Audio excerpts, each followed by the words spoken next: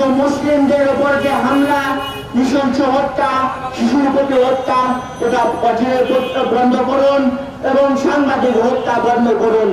নইলে আজকে দেশবাসী যেভাবে জাগ্রত হয়েছে, আজকে রাজশাহী থেকে সাংবাদিকদের যে প্রতিবাদের ঝড় উঠেছে, এটি নিশ্চয় বাংলাদেশে আস্তে আস্তে অন্যান্য সাংবাদিক নেতৃবৃন্দ সারা বাংলাদেশের সাংবাদিক নেতৃবৃন্দ জাগ্রত হবে।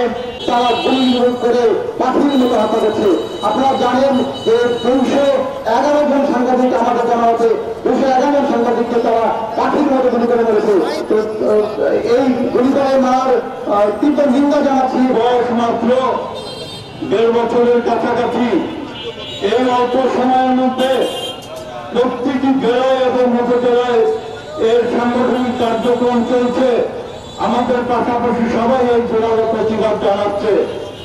আমাদের এই সংগঠনের পাশে অন্যান্য সংগঠনগুলো যেভাবে পাশে এসে দাঁড়িয়েছেন এবং আমার সকল সদস্য যেভাবে এই রোদ্রের মধ্যে মাঠে দাঁড়িয়ে এই সংহতি সমাবেশের প্রতিবাদ জানাচ্ছেন, সকলের প্রতি আমি কৃতজ্ঞ।